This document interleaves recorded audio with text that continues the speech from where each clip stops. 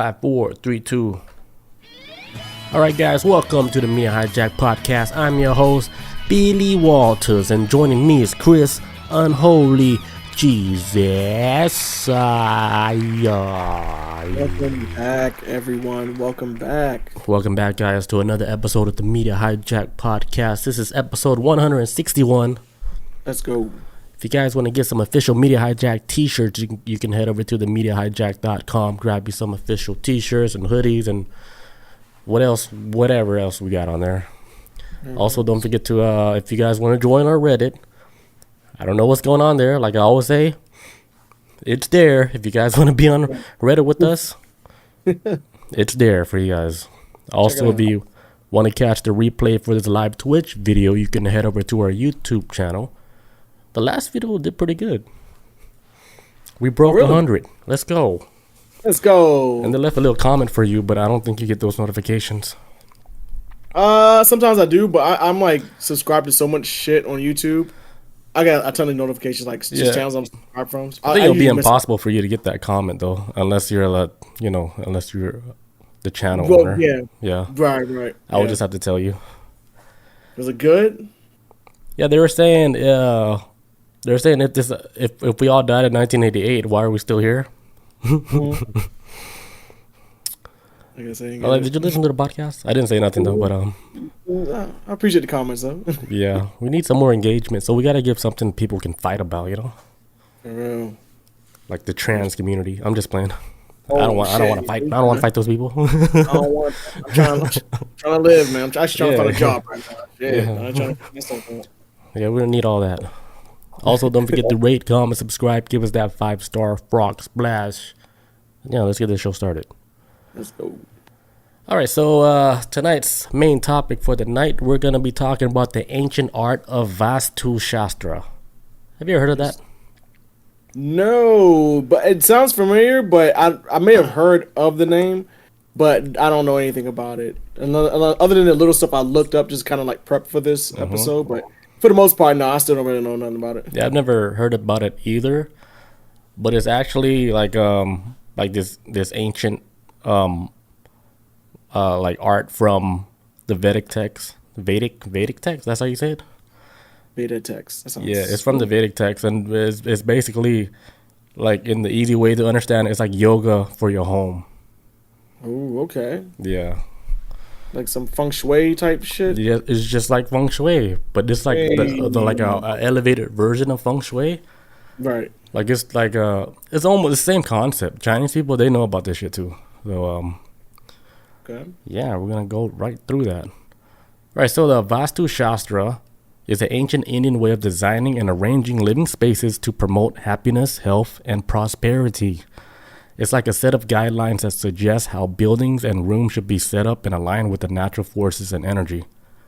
So like basically like how your house is built and like the placement of toilets and the placements of water and your bed, your bedroom and the kitchen. If you place everything like correctly, you would your whole house would be like in harmony. Like the flow of energy would flow like freely, Okay, based off how it's structured and how things are positioned, and like how things are placed, just like feng shui. Like how if you go into a room, right? Like I remember going to like people's apartment building. Right when I walk in, it just feels like shit. I'm like, holy shit! And then like my natural instinct is like get out of this place. It doesn't even feel good. I see like cardboard everywhere. The couch is like in the wrong position. The TV's like in the corner, like where the lamp is supposed to be. I've seen that before. I'm like, man, are you a fucking psychopath? Like, why would you put that? That doesn't make sense to put the TV there at all. Like, dude, or that couch. That's like my sister. Like every time she get a new house, she puts the TV in the corner because her husband likes it in the corner for some reason. Like in the corner where you got to turn your neck like that to watch it. Yeah. I was like, why do you let him do that? That's not even where the TV even goes. The corner works as if like I can see like if you have like an L-shaped couch that maybe goes to the other side of the room's corner. I think that's match corner for corner, I guess, but not like a straight couch in the corner. No, they had an L-shaped couch, but then the TV was in the corner to where it doesn't even look natural there. Like it throws off the whole feng shui of like the whole living room. It almost shits on like the living room. Just that one little piece threw off the whole throw the whole house away after that. I was like, throw the whole house away. Like, come on, that's a bit much. No, they're like, man, you got a whole wall. Why? I was like, dude, there's actually like a space where you mount it, and it had all the plugs, everything in it already. But he doesn't want to put the TV there. Now it looks even crazier. Now it looks crazy with the mountain. Yeah. Teach their own, I guess, but. All right, so Vastu Shastra is often referred to as yoga for the home. Originated in India 7,000 to 10,000 years ago, and it comes from the wisdom text, from the Vedic text. And like you were saying earlier, this is similar to the feng shui, which is a Chinese practice that involves arranging environments to enhance the flow of positive energy and promote harmony and balance throughout your various aspects of your life and stuff. Because there's ways you can actually set up your house like almost perfect feng shui, and that's like Vastu Shastra compliant, where if you do it perfectly, you can walk in there, you could just feel the flow of energy. Like it'll just feel really good. And I think I've been into a few people's houses like this where I walked in, I was like, damn. It almost felt like they hired like a designer or something, you know? I was like, damn, like this shit, everything is in place. Everything feels good. You know, when I took a leak, I was like, it's like the perfect place to take a leak. You know, everything just feels like, damn, it feels like it was my home. Yeah, I was like, can I sleep here, you know? It feels warm, like a blanket. Yeah. I appreciate that when people take like the extra care to make, their home feel home, like even to like strangers when they walk in. Yeah, feel comfortable. Yeah, like they gotta walk on eggshells or nothing, just like. Yeah, it just feels cozy. It feels like they care. They care how things look and how things are arranged in the house. I appreciate that extra effort.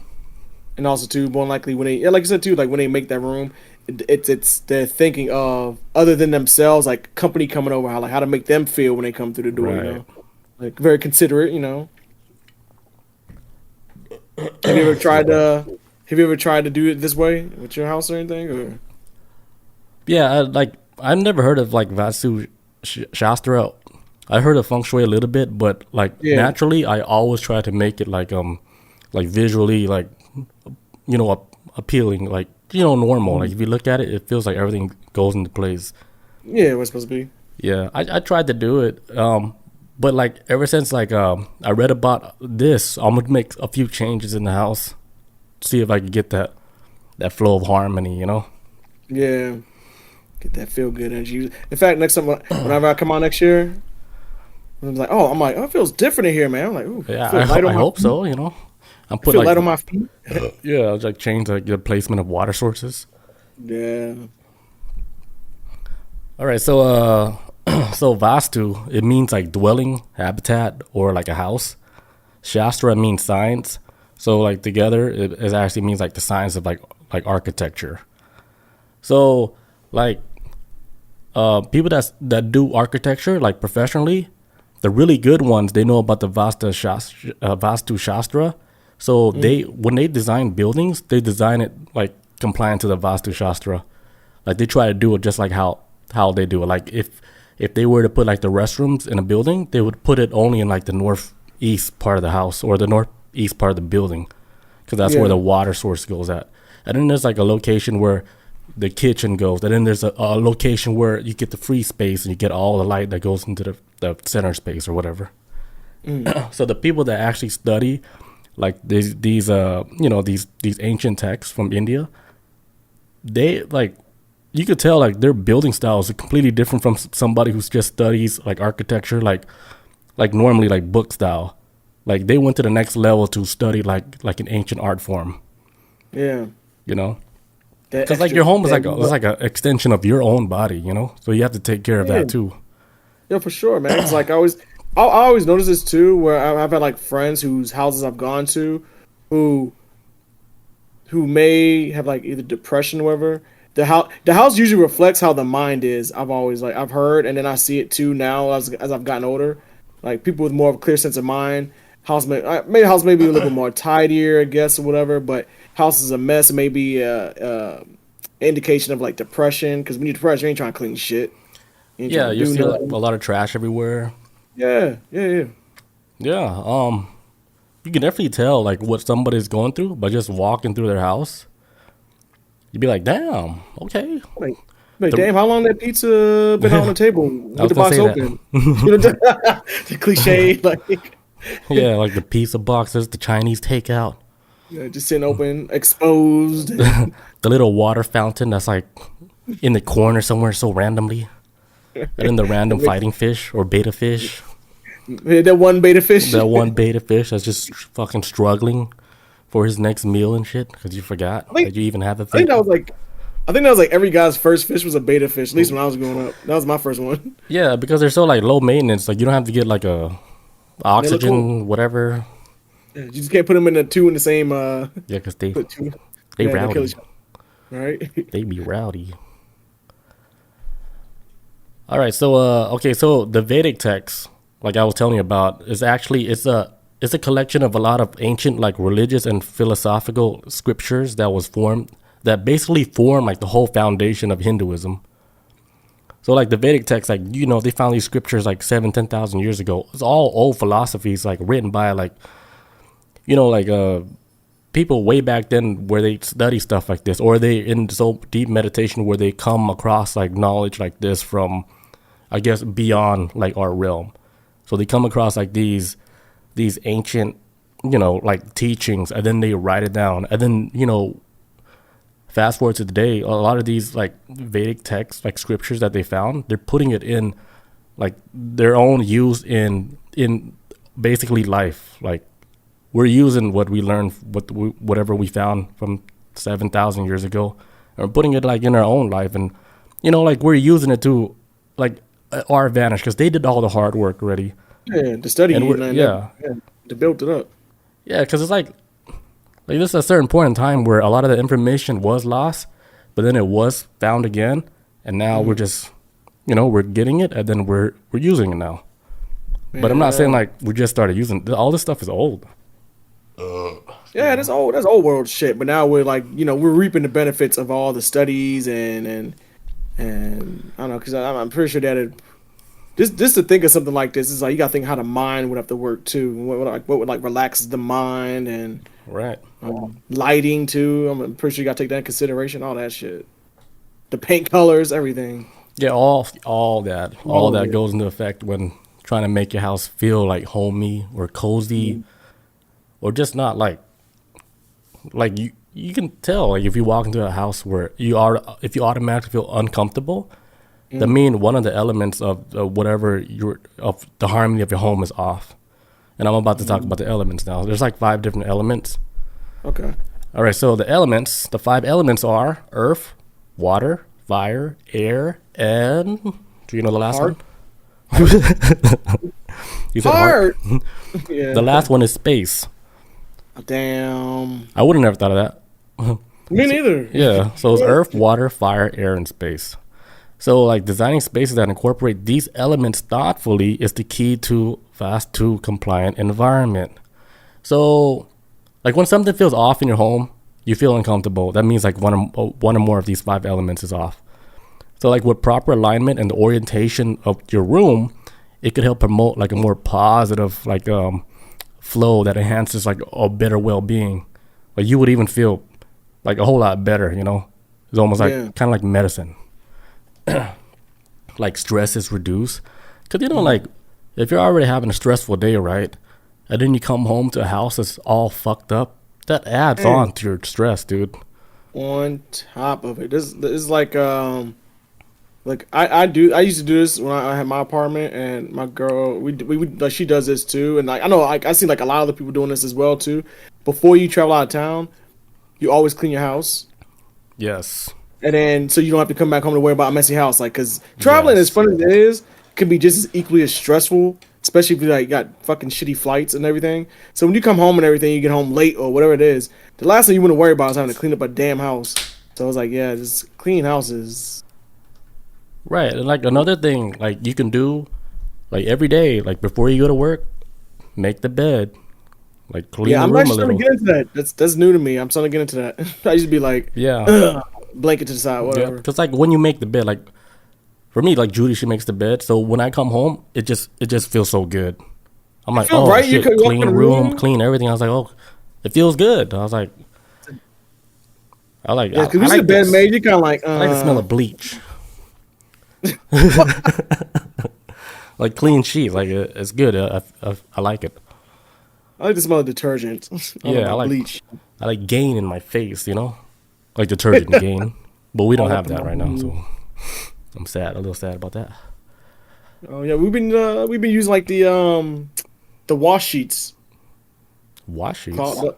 Yeah, instead of like using like liquid detergent or pods, they have like these little. Oh, that's new. Eco-friendly like wash sheets. You just throw them in and throw two in a wash machine. That's new. I never heard of that. Man, yeah, man, I thought I was the only one. I'm glad you said that. Me. Man, it's like little wash sheets, man. They're more expensive, but it's like little wash sheets, like little thin sheets. They look like dryer sheets. But they're more green for the environment. Yeah, green friendly. Yeah, we throw them in there and then boom, boom. It smells good as shit. Yeah, I'm gonna look into that. That sounds fun to use. Yeah, I'm getting man. I put it inside my pillowcase, you know. Yeah, right. Just tuck it in there. Yeah, put it inside my clothes, you know, shit. Your pockets, you know, it's a back pocket. My side pocket. Cargo pants. All the pockets. Mm-hmm. All right, so like different zones in your home is also associated with different function. So like, you know, Vastu, they provide like guidelines on how to allocate spaces to ensure that each area serves a purpose while maintaining balance. So like, let me give you an example. So like the southeast part of the house is considered where like fire should be. So this is where you would place a kitchen. So like you guys can like get a compass on your phone, right? And then look at where the placement of your kitchen is at. And if it's like in the southeast part of your home, that would be like the perfect spot for a kitchen. And this is like I'm saying, like it promotes like that flow of energy to flow freely. Right. Like here's an example of when two energy like collide. Like let's say in the southeast part of your home, right? You have a restroom there, which was supposed to be a kitchen there. And you know, fire and water, they don't mix. They put each other out. Yeah. Like you put a bathroom there, it kind of like it blocks like the flow of energy in your house. So it will feel uncomfortable, like if you were to take a shit there, you know? Yeah. Like you just feel off. Like it just, you know, like naturally be like yeah, maybe a restroom shouldn't be in this location. Because like my cousin, right? Like for me, naturally, the toilet should be nowhere even near a kitchen, period. No. But in his house, his kitchen is right next to a toilet, dude. Right next to, like, if you take 2 steps out, right, there's the damn dinner table. So you could literally hear somebody dropping a deuce while you're eating, I don't know, best ramen noodles ever. And some dude's like, pop. Like, hold on. Who designed this house like that? Yeah, I thought that was weird. Like seeing a restroom right next to the kitchen. No, it's like I'm gonna ask you this question. Have you ever gone to a restaurant and then pick a seat next? If you had to pick a spot anywhere to sit, do you always sit next to the restroom? No. I never sit next to the restroom either. Yeah. That is horrible. Yeah, I don't want to smell no, you know, residue from somebody's bad meal from 2 hours ago. I'm not trying to smell anybody's TGI Fridays meal. I'm trying to eat my TGI Are those Fridays. boneless wings? Oh. How would you know? I sat all the way at the opposite end of the restaurant. Just gut feeling. Just, the nose knows. The nose, my nose don't play.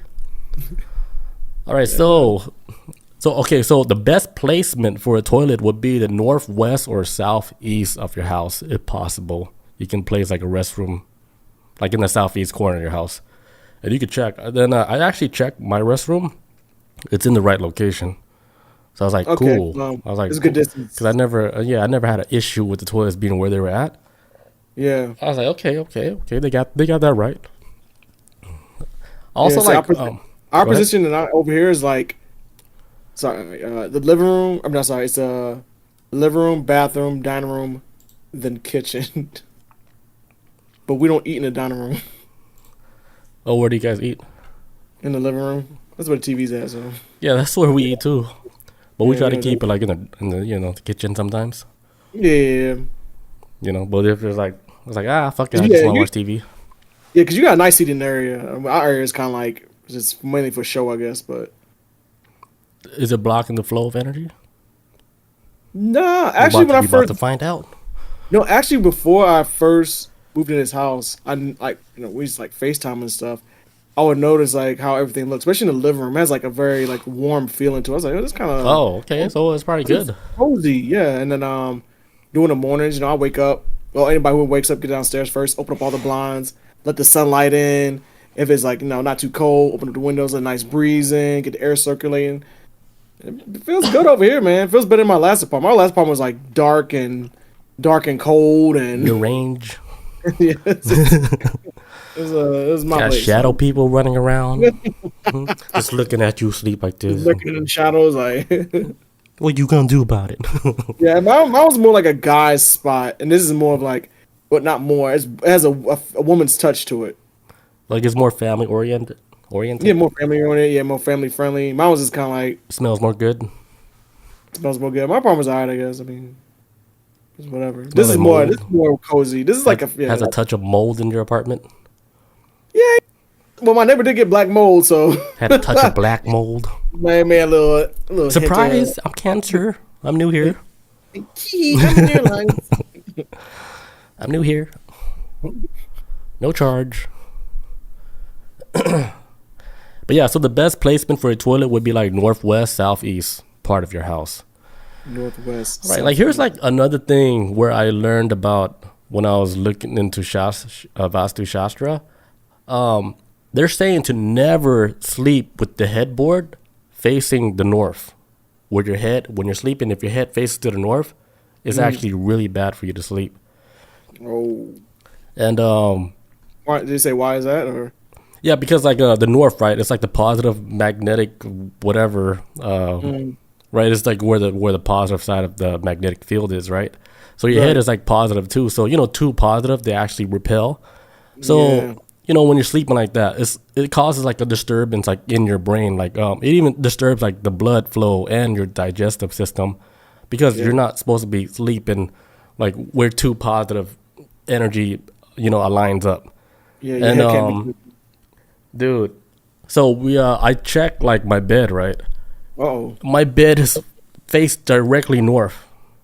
I think for the last 4 or 5 years, because I did switch it used to be like south, but because I couldn't mount the TV on the other side, I had to flip it to where the head is at the north, facing the north.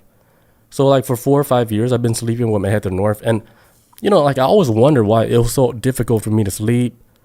Every time like I wake up, my head will feel so groggy, like super brain fog. Like when I wake up, I was like, dude, I just feel every time I wake up, it's so uncomfortable.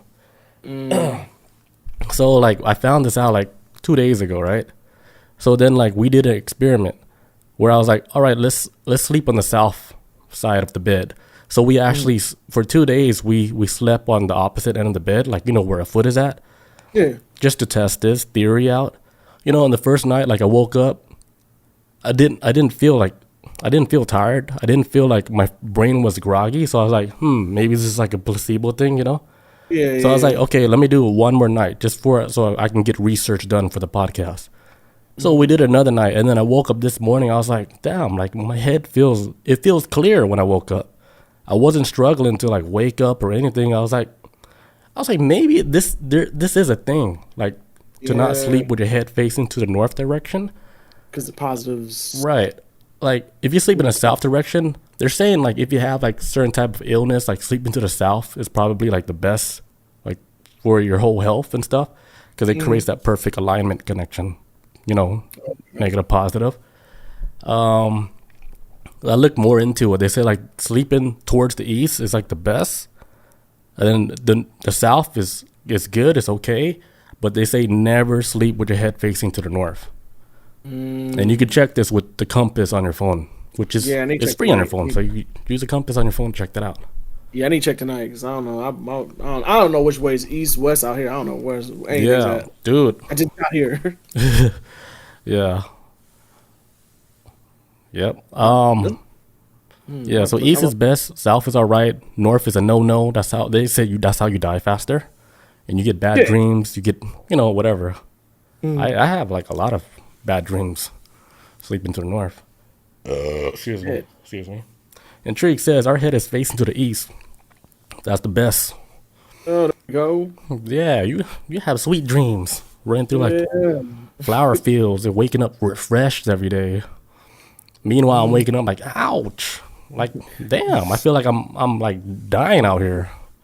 You're like, damn, this blood all paralysis up. demon. Yeah, demons. Like, dude, I be waking up in the middle of the night. I see like a silhouette of a girl's head. I'm like, come on. Like, you get everything sleeping to the north. You gotta turn this way. You get the little demons, the little demon babies. Damn, you think the north would be something positive, but nah, I guess not. No, Santa Claus ain't there either. Hell no. Yeah. Krampus. Yeah. Evil Santa, shit. Ghost people. Let me take a quick bathroom break. I'll be right back. And we're back. All right, so back to the Vastu Shastra. All right. All right, so remember how I was telling you how sleeping to the north is bad and sleeping to the south is good? So they actually did a scientific study with patients in a hospital where they had 50 patients in the hospital and they had like similar surgeries. So like after recovering, right, they would take 25 of the patients and they would put them like in a room where the bed is faced towards, or the bed frame was faced towards the north, and then 25 patients to the south, just to see what's gonna happen, which is a crazy test for someone who's trying to recover in the hospital, right? And so like 25 of the patients that were their head faced towards the north, like they were having less like deep sleep, like REM cycles, and they had like they had like blood issues like happening, like blood circulating or whatever. They had like more issues than the people that were sleeping toward like this facing south. And a lot of people that were sleeping towards face the south, like they were getting like really good sleep, like good REM cycles, which is what it stands for, like rapid eye movement. Eye movement. Oh, yeah, okay. Yeah, rapid eye movement. So they were getting a lot of deep, really good rest, while the people sleeping to the north were just struggling, having a hard time. Just roll around in bed, kicking and shit. Yeah, I was like, damn. And get comfortable. Excuse me. Damn. Yeah, now I want to know. Now I want to know how the hell I've been sleeping in my old apartment for all them years. Shit, I wish I knew. Was it rough though? Like, did you have a rough time sleeping? I do. I fall asleep like this, dude. Like I have no issue sleeping. I don't know. It's because I got a clear conscience. I don't know what it is, but I don't know if it's like or you're disability. A robot. I don't know if I got superpowers. I go to sleep like I don't know. I can go to sleep anywhere at any time if I'm tired. If I'm tired enough. Oh, you're one of those people. Yeah, I just woke up from a nap before we started the show. Damn. Let's squeeze in a 20-minute nap. Give me 10 minutes. I'm good to go for the rest of the day. I'm jealous. I wish I could sleep like that. Yeah, instantly. I think I don't know. People be jealous of me for. I'm like, I don't know. It might be a. But that's how people get raped, though. But there's a downside to this. You could be taken advantage of like that as soon as you fall asleep. Yeah, because I fall asleep. Sometimes I fall asleep standing up. like, oh, you did? Yeah, I don't know if I'm borderline narcolepsy, but I don't know, narcoleptic. Dude, but that's scary, man. It's that chick from Deuce Bigelow's like, that is middle scary. Of conversation. Yeah. No, it's not like it's not like say like for example I'll fall asleep in the middle of this podcast or anything. But if I'm like in bed right now, I'll probably like squeezing like a little nap, or if I want to sleep, I can. It's that easy, huh? It's easy, man. That's crazy. All right, so to enhance the abundance in your home, according to the Vastu principles, consider the following tips. All right, number 1, your entrance should be like clutter-free. Like you shouldn't have a lot of shit blocking the entrance of your home, because you're basically blocking the flow of pure energy. Like if you have like like people that do like a lot of too much decoration for holidays, where they block like where it just look like where the fuck the door is at. You have too much decoration, like there's too much stuff going on. So like even like when you go into the house, like make sure that it's clear, like where you could walk in normally and not have so much clutter going on. Because I don't like some houses that I've been to, when I walk into the front door, there'll be like a bunch of shoes everywhere. Man, that's shoe rack, coat rack. umbrella rack. I was like, dude, like a fucking trash can randomly, a damn vacuum cleaner. I was like, hey, it's kind of hard to walk a pot and pan. I was like, dude, like, did you just move here? Shoes are the most infamous ones. Super, yeah. As soon as you walk in, you're like, oh fuck, it's just stepped in your child's shoe. My bad. Yeah. It's size 3. So like ensuring like your entrance is like well lit and like it's inviting, clutter free. It allows like a positive flow of good energy. Yeah. Have you ever like walked into like a house or apartment that has like a rotunda? What's a rotunda? I had this in one of my apartments and when I was in Denver. It's like you walk in a room. It's like when you walk in your apartment, it's not like it's almost like a foyer or a lobby type area. But when you walk in an apartment, it's like round, like a round shape, and dome ceiling. Oh yeah. When you walk in, it's like, okay, it lets you know what direction you need to go to get to where. But it's pretty good. It's like a nice little flow of like, I guess helps probably with traffic and stuff. But I don't know. I'm not even sure what the point of it is. But I like the feel of like a rotunda. It's kind of like, okay, it's more round shape. It's not like you're enclosed or anything. Makes you like you just. Okay, and I go left. Okay, that's the bedrooms. That's what, because that's how my old apartment was. Left was like the bedrooms, but to the right, you got the living room and the kitchen to the left of that. But everything's just like a round shape in there. It's kind of trippy, but. So, like, it felt really good. Yeah, I when I walked in, it felt good. Especially if you had house parties. Really cool. Yeah. Rotunda. A lot of space. Yeah. Yeah, if it feels like spacey, like, it'll feel good in anybody's house. Hell yeah. So, like, one of the main things, like, don't leave your front entrance, like, cluttered. That's a no-no. All right, so, like, the next one is, like, placement of wealth symbols would be, like, let's say, like, you want more abundance, like, in your home, right? You would get stuff, like, you ever heard of, like, wealth bowl? Or, like, coins? Like, I guess it's, like, a bowl with coins or some shit like that. No. But also, like, you can... There's a god called the Lakshmi god. It's like an Indian god that they named her like it's like the god of wealth. So if you would get this the goddess of wealth, Lakshmi, and you put her in like the north or northeast direction in your home, like just put her statue there, like this would promote like abundance in the home as far as wealth goes. Okay. Or you could put like a money tree or whatever. Anything that like, like signifies like wealth. Yeah, what is like a money tree? I've heard of a money tree. What is a money tree? It's a tree.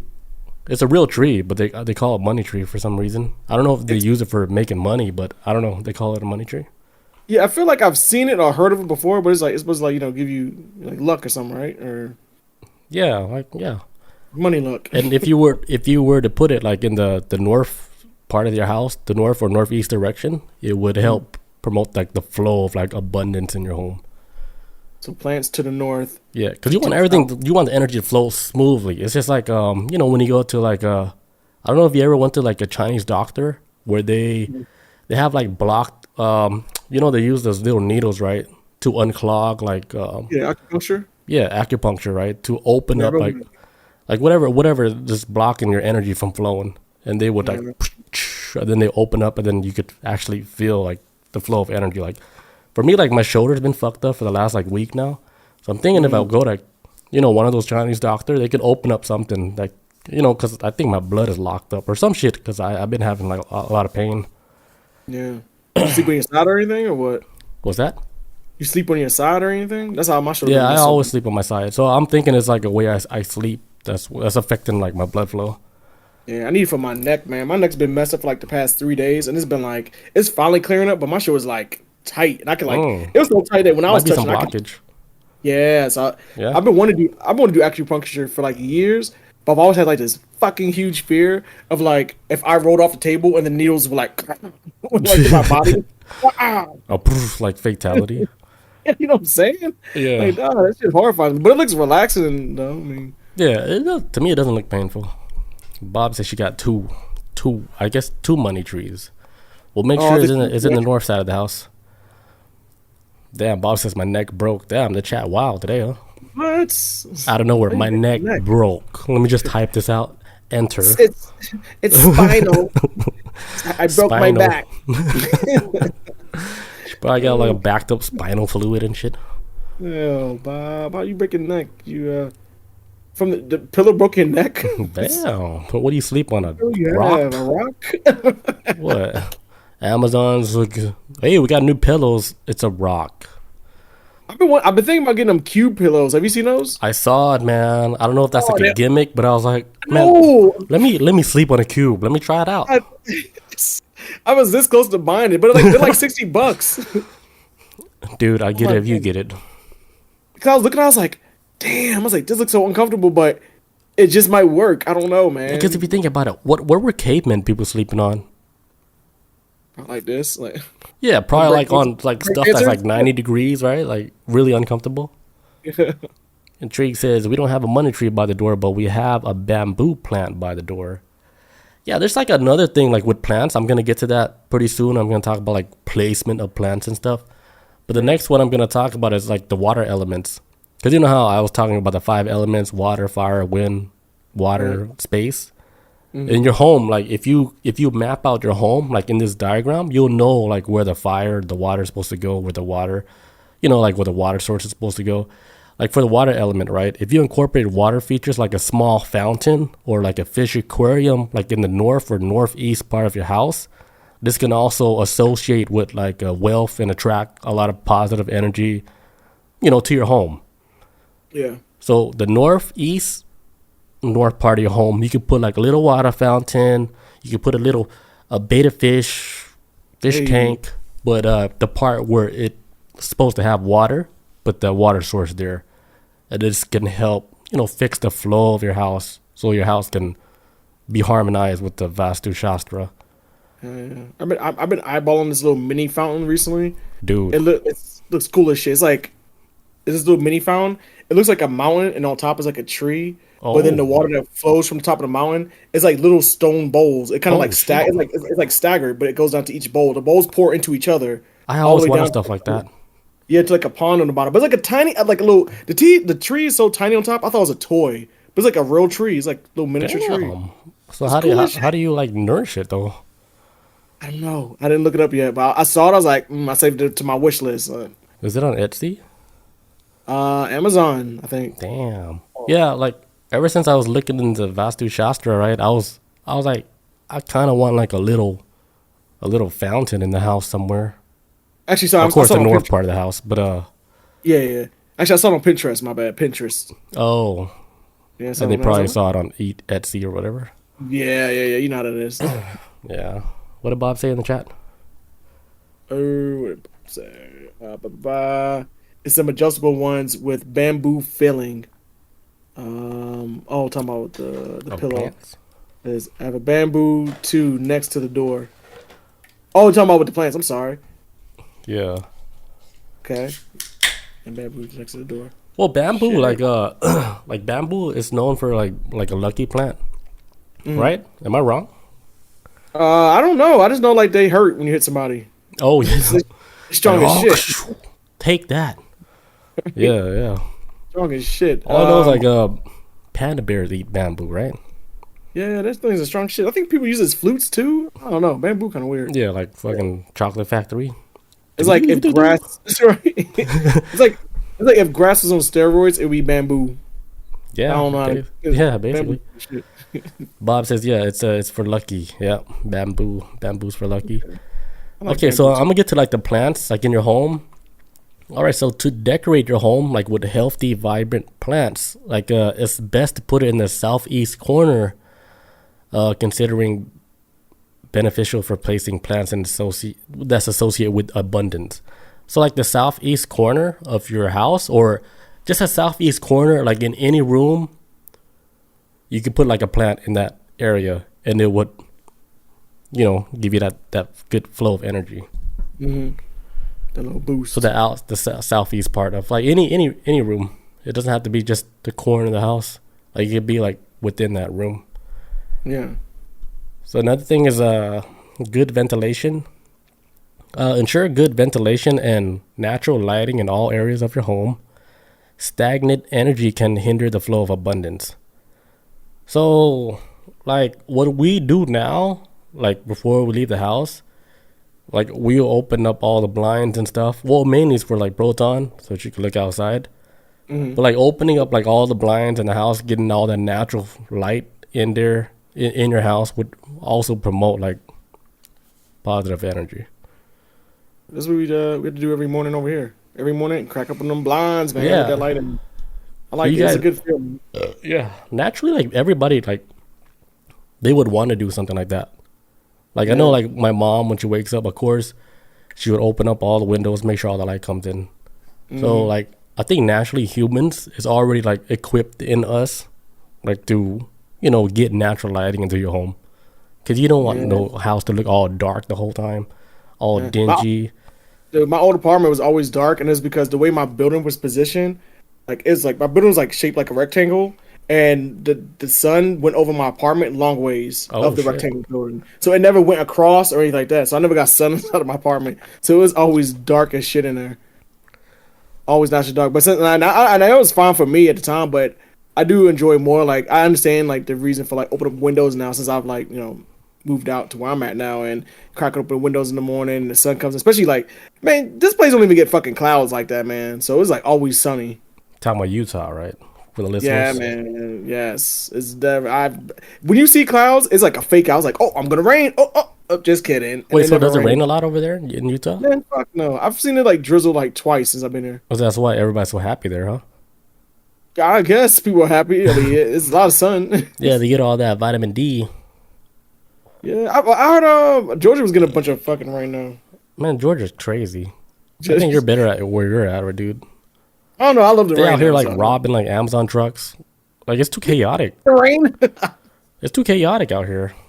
It is, man. I try to like look in the news, like, hey, what's going on in my town? And ain't nothing happening. I'm like, oh, that's kind of weird. Meanwhile, Lithonia, when I was living in Lithonia, kind of weird, but then like real shit's going on. Yeah, when I was living in Lithonia, it was like on Fox 5 News, a body was just dumped down over so and so. I'm like, oh shit, that's a block for me. Oh god.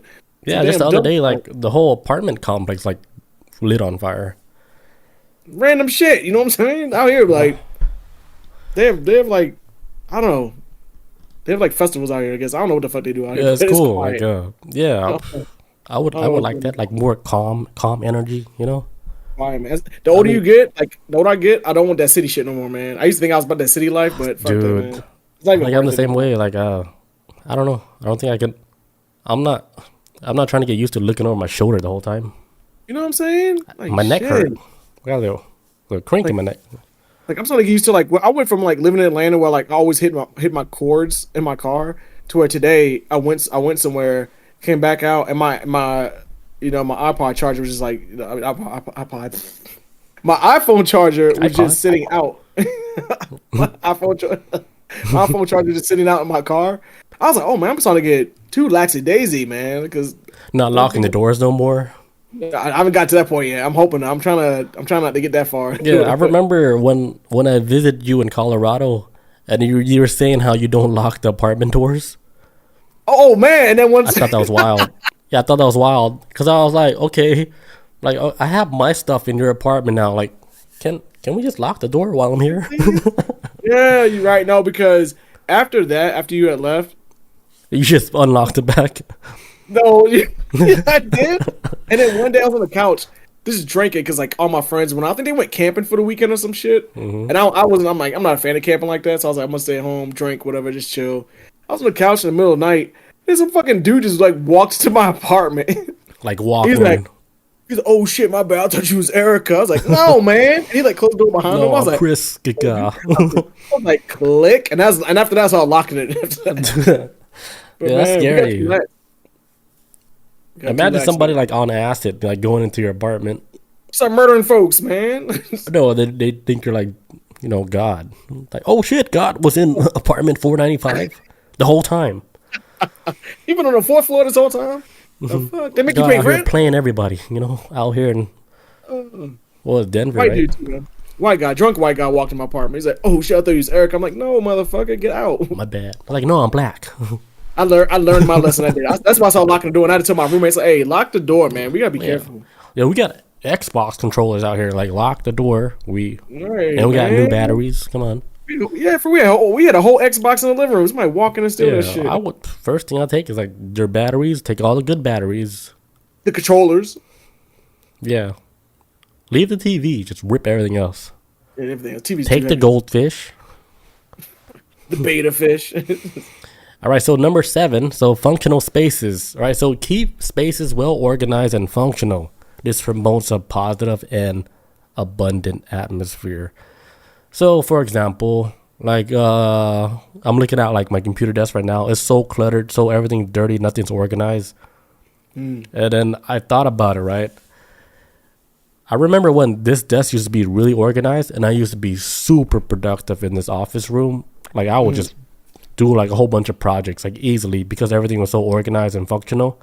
Now, since everything's all nasty, there's like a lighter, there's like a fucking evil badge from 2019, beer cans, old beer cans, old letters and shit, old mail. Why and all these fucking sticky notes with fucking, it looks like gibberish. I don't even understand it anymore and shit. Because it's too long? Yeah, it's like all these code. I'm looking at like all these sticky notes. I'm like, I don't understand none of this code. It's been that long since I did anything like really productive. So I think like having like your home or your office space like not cluttered and clean, organized, functional, like you could actually use shit. It promotes like a lot of good flow of energy.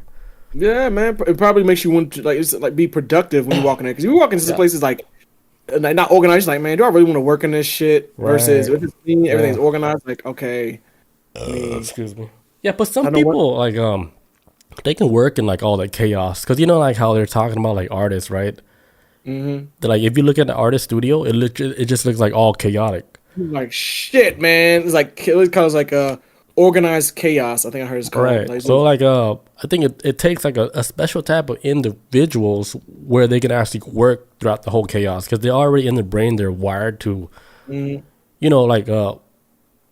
like navigate through all that easily, because they're like an artist. They know like, okay, the best way I can take from point A to point B or whatever they got to do, and then everything is placed in whatever location. They know everything. They're like, oh yeah, like my Sharpie is like under my ass. Like I know the location of my Sharpies. They know everything. Yeah. It's right here. I saw like memes like saying like, oh, okay, like if an artist's place looks clean, it's not like a real artist. Like his place looks messy. Like I agree with that too. But the reason why it would be messy is because you're fucking working the whole time. You're currently working, yeah. Right. Now I think like for me, like once I get like, and once we get another house and whatnot, and we get like a spot established for me, like when I want to do my writing, have like a man cave. Right. More likely when I start doing more writing and try to get more involved in that. At first, I probably wanted to start off as clean. Everything's where it needs to be. But as time goes on, I'm working. I'm gonna know where everything's at, and it's gonna be chaos. So, but only I'm gonna know it. Right. I'm gonna know because you're the doctor. You know. Yeah. Yeah. Like you write your own prescription. Like, step back. I got this. Yeah. Like with me, like with all the notes like I write, it all looks all nasty, sloppy. But I know what I'm writing, of course. It's just not like for anyone else. But you. Yeah. Like your own style. So like. You know how your brain thinks, man. Sometimes, I'm sorry, what are you saying? No, like I would get to like the point where I would write stuff to where I would think I'm doing stuff like in code, but then I would actually confuse myself in the future. Oh, further down the road. I'm like, what does this mean? Like this is so like so long. Yeah, it's like I don't understand Billy Waters from 2 years ago. What was I on? Yeah, I was like, what the fuck are you talking about? Oh, did I die again? I forgot the code. I always tell people, like, learning another language. You learn another language, and then you stop using it, then you forget all that shit. You gotta stay on top of that stuff to keep Yeah, like learning Spanish on Duolingo and shit. Yeah. Forgot all that shit. Yeah, you was on it at one time, too, weren't you? Yeah, I was on a streak. Like 200-day streak. I remember you told me that. Yeah, then, like, I would miss one day, right? And then they're like, for you to continue the streak, you gotta pay money. I was like, take it. Take my money. No.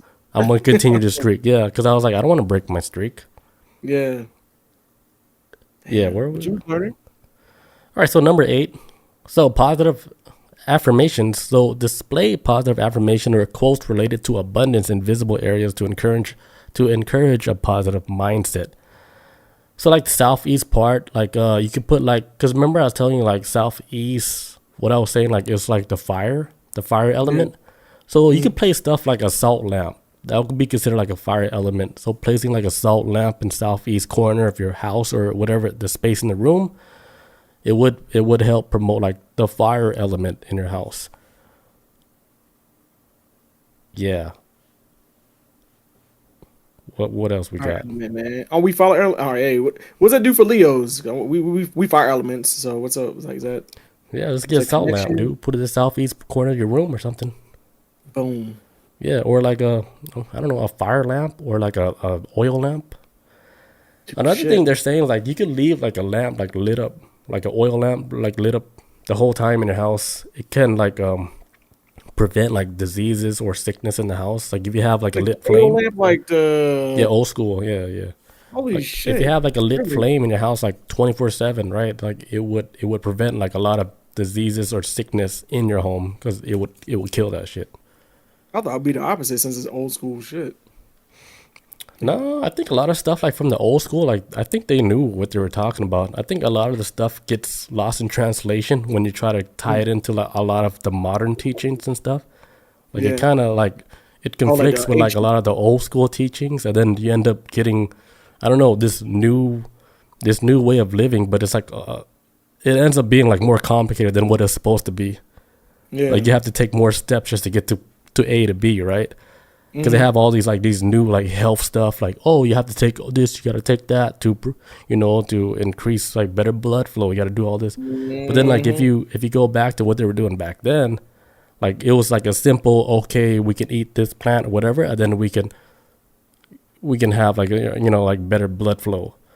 But I think we made things complicated in the modern world. Like we kind of fucked things up, thinking we know shit, but then we made it more complicated. Yeah, especially when it comes to like the medicine and shit. Yeah, it's like more steps just to get to. You're just trying to get to point A to point B, but now it got a little complicated. All these extra steps, man. All these paywalls. Yeah, I was like paid or no more. Like, oh shit, like, yeah, knowledge is not free. You pay for it. Knowledge should be shared, man, not profited off of. Right, but then it comes down to like, okay, there's like knowledge everywhere, but then it comes down to like which one is correct, right? Yeah. So like you, like as a human in the modern day, like you have to go through all these wild, like, go through all these hoops just to find the best way to help you. Mm-hmm. But then you have to go through yourself. Because there's no straight answer, right? Everybody's different. Everybody has their own journey to walk, man. Yeah. All right, I'm gonna finish it up. So like so northeast will be the water element, where all your water is at. Plants will go in the southwest part of your home. Northwest will be like the air element. So like in the northwest of your part, right? Stuff that's like with air element will be like, like a feather because birds fly. Like a wind chime or anything that involves like air stuff, you could put in like the northwest part of your house. And is that for like specifically like how air, like I was wondering, is that where like air current most likely travels from like northwest and then? Yeah, I'm not sure. Like if if all that is accurate. This is just like a diagram like for your home, like how you would make like the perfect flow of harmony. Positive energy. Like it has to flow like perfect, Yeah, because I always wanted to for some houses have like specific breezeways designed for like to carry a breeze from one room to the next, and then I was thinking that too. Yeah, to put like wind chimes in it to get that. I think so. I that vibe going. Yeah, I think like if you were to go to like, I don't know, because I think like maybe some of the modern houses now were like built in a way where they try to do the Vastu Shastra compliant, like they try to follow the guidelines. Because I think this has already been like spoke about like with architecture, like with people. They know about these teachings from the Vedic texts and stuff, and I think they're trying to follow it. Yeah. So like I think like any experience like architecture, like for sure, like everything like they're building now, they would try to use the guidelines of Vastu Shastra. I guarantee it. Like any like modern or expensive building, They follow those guidelines. Hell yeah, especially when man, when I went to like Chicago, when was it? Well, not this year. When I went to downtown Chicago last year, and I went like I went on this architectural tour, a boat tour. I was right on a boat in like Lake Michigan, which is big as shit, man. That's like big as fuck, man. It's like it's like 230 miles big. But we rode on a boat out there looking off at Chicago and and the architecture of it. And it's like how some of these buildings were designed. Some of them was designed with the mind of the people who's going to be in these buildings, and how it's going to make these people comfortable in these buildings. Like as far as like elevators and how to position the building's position. Some of the buildings have like heated roofs, so like helps heat up the entire building. But the building has to be shaped a certain type of way. Like, wild shit, man. But it's like it's always in design of like who is going to be in use of this building and what's to do you can kind of like make them the most comfortable in this building, because you don't want to make a building they're not going to be comfortable in, because then it becomes a fucking haunted house or an abandoned building. Yeah, nobody wants to be uncomfortable. It just be like things are just off, Yeah, like man, why is these floors always creaking and ain't nobody walking on it? Like ain't nobody doing that. Yeah, it's important, like to know the psychology of a person. Yeah, like one thing, like I would notice, like with my sister Kelly, like with every house that she has, right? I don't know how like she does her decoration, whatever, but every time like I walked into any one of her houses, it always felt the flow was always good. But then you can tell where like where her husband TV put his like, oh, I want to put this TV here. You could tell where he put his style in. And then that's the style where it's like all like, oh, like it feels nasty. I was like, that's just uncomfortable. But like usually like my sister, the flow of her house, it feels good most of the times. Besides the TV part, the living room part. Yeah, but everything like she always does it pretty good. That's where you put his thumbprint at. Bob says it's still the same where the TV is, because Kelly just moved into a new house that I haven't been to yet. Like I'm waiting for the holidays to go there, and Bob just said like the TV's still in the corner. That's horrible. Yeah, like anybody stopping him? Yeah, somebody has to stop him. That's just embarrassing, man, and it's uncomfortable. He's a madman. He's a mad dude. I'm gonna call it out. I'll call it out. I'm gonna record it too. Intrigue says it's called the Diamond Building, that has a heating roof, so when it ice up, the icicles won't fall and kill anyone. Oh. Yeah, so yeah, that's there's a like if you ever look at any pictures of like downtown Chicago, you see like a diamond building. It's like if I'm not mistaken, it's a law firm. If I'm not mistaken, it's a law firm building, and that definitely made sense. Like they thought about like, okay, there's gonna be icicles and they will fall and stab somebody, so let's heat these ceilings up or whatever, the roof of the building. Yeah, because so we don't get no lawsuits. It's like that guy who killed people with icicles. Like he would have like in his trunk, right? He would have like a cooler that made icicles, and then when he would murder people, he would just stab them, but then the murder weapon would melt, so he would never get caught. Genius. Yeah, that's genius. That's a real dude. It's a story I heard, like in LA, like they call it the icebox murder or whatever. Damn, that's icebox killer. Man. Shout out to him. I mean, I don't condone murdering, but that's pretty damn smart. You're like, what fingerprints? It evaporated. You've got no proof. You got nothing on me, Judge. Bob says, I did get on their cases about it when I went there for Halloween. Okay, so Bob, she recently went there for Halloween to her new house that she just recently got.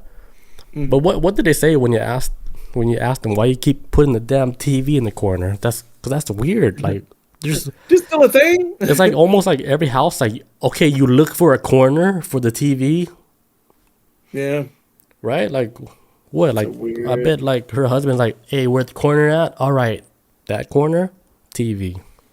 Now, I do know a house where I see a friend of mine does have a TV in their corner of their room, but the wall, like, they didn't have any space for any walls to put the TV on in the first place. And the biggest wall they had a door in it already and had a door frame.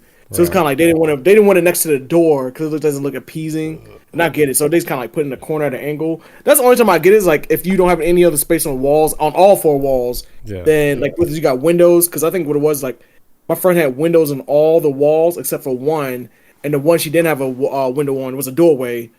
So she had like put in the corner. So I mean, so I get it on that level. That's like no case, you have no other options. Corners do make sense, but if you got options, you got a whole damn wall. Yeah, it looks funky. You got a whole living room. Yeah, if you got a whole living room, that's when it throws it off. Bob says his excuse is because it's too heavy.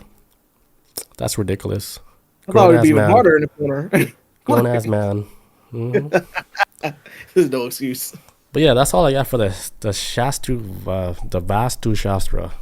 That was educational, man. Good shit. Yeah, it was. I liked it too because I learned a lot. I was like, okay, I'm gonna try to like fix like the space like in my own house and stuff. Try to make it more harmonious. That's the word. Harmonious. For a positive lifestyle. But yeah, I'm gonna take a leak real quick. When we get back, we're gonna have Chris next topic. Let's go. We're back. Next topic. Let's go. We got Chris Unholy. Next topic. Let me just relax now. All right. Yeah, you did your job. Appreciate it, man. That was actually really educational. That was good. Thank you, man. All right. Moral of the story, don't sleep to the north. Make sure your head don't face to the north. That's the main one. Eat always to the north, man. All right. So now we're about to talk about animals getting high. Wait, animals getting high? Animals getting high. Do you know a lot of animals get high? Like on drugs? On drugs, man. Like a shit ton of animals. Like scientists are starting to like I don't know if they're starting or if this has always been like an ongoing research. Probably an ongoing research, if anything else. But scientists are just like more and more scientists are starting to realize that all creatures in some type of fashion will find some type of way to get inebriated. From humans all the way down to like maybe sometimes to like bees and shit or whatever. Like every creature has a different type of way of getting intoxicated off of some type of substance in their environment. And the scientists also saw like they're drawing this correlation between how the reason why humans have so much knowledge of medication and things like psychedelics is because they see how animals have eaten certain types of plants or whatever and how they tripped out and they're like, hey man, like maybe we should try it. Cause we always talk about like how do humans discover all this types of stuff and what they like to experiment and did not know. But it's usually because they seen animals maybe ingest something and they saw these animals trip the fuck out. And then over time humans are like, hey man, this might be some type of medication we could use, and then start tripping balls as well too through watching these animals ingest stuff. What's up? Wait, so like the animals, like they see humans do it, and then they no humans. So scientists are starting to see that humans that starting to discover how humans got to understand the knowledge of say like psychedelics or marijuana, cocaine, or any type of drug. The animals have eaten it first, and they see how animals react to stuff, and be like, "Hey, let's try it." And sometimes it's killed humans. Sometimes humans are like, "Okay, we can kind of like let's tinker with it a little bit, and let's see how it can work for us." And so, yeah, I went down this rabbit hole the other day of like animals doing drugs.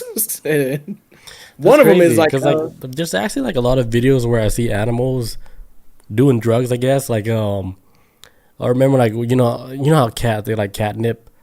Yes. So like catnip, this lady, she put like a jar of catnip in front of her cat, and the cat was like, "Fuck!" He snatched it right, and then he fucking pulled it all over his face, and then he started like convulsing and shit because he was so. The eyes changed, man. They get trippy off of catnip, man. Yeah, like.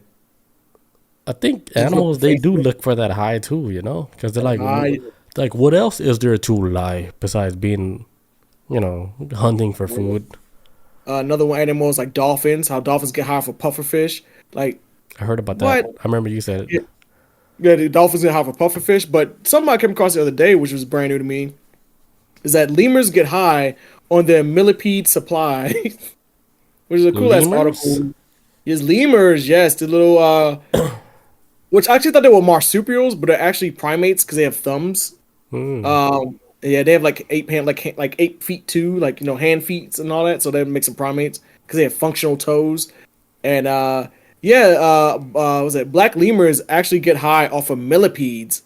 And basically these millipedes, and this I don't know Madagascar, millipedes will come crawling around, and just off of like an actual defensive system that millipedes have, they secrete this type of toxin. It's like, and I think what's in the mixture of the toxin is like cyanide, which is super deadly to humans. If you ever watched a video about how cyanide works, it's horrifying. That's what you hear about like cyanide capsules when people take it. Right. It basically just shuts down all their internal organs, mainly the breathing, and it drops them dead on the spot. It's like very poisonous to humans. But so this red millipede secretes this stuff. Like when you pick it up or it senses danger, it secretes it. And so when like a lemur sees it, it'll grab it, it'll secrete itself all over the lemur, and the lemur's like, okay.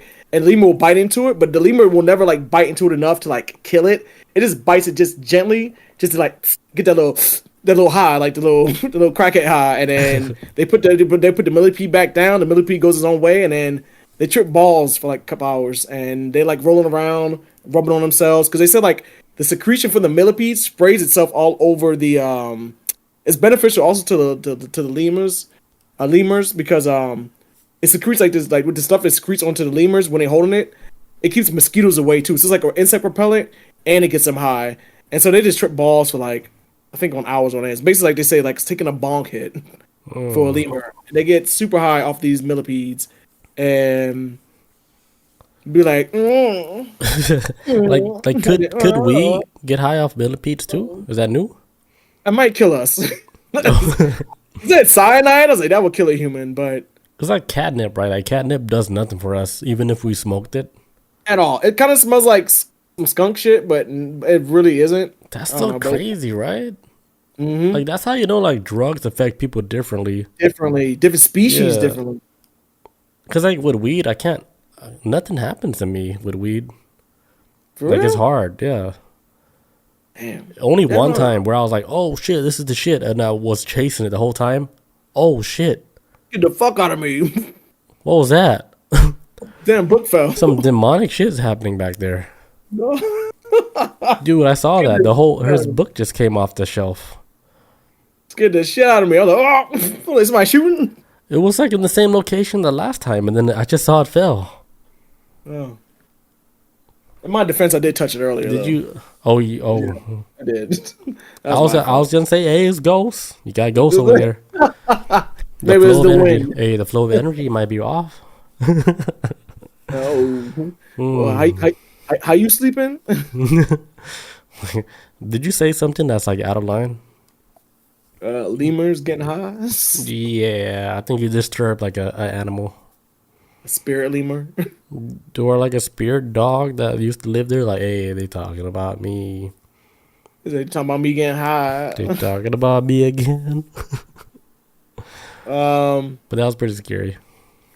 Yeah, that threw me off big time. Yeah, but it says friendly ghost. Yeah, because you guys are not harmed, so you guys are okay. Yeah, you guys are good. That was not friendly. You guys are good. No, there was nothing friendly about that book hitting that ground. That shit was Wait, what kind of book was that? What's that, Proton? Look at Proton. Look at that. That was my Black Panther book. Proton, hold on. No, go ahead. I'll feed it after the podcast. So so these lemurs, they get super duper high off these damn millipedes, and when they get high, they start to salivate profusely as they enter this intoxication state. So they're basically like, that's not even getting high like that. It's like they like heroin addicts. I don't know. They just kind of just collapse and just start like drooling after they not ingest, but like take this secretion from these millipedes because it feels so good. It feels so good. They'd be like, oh shit, and then just pass out.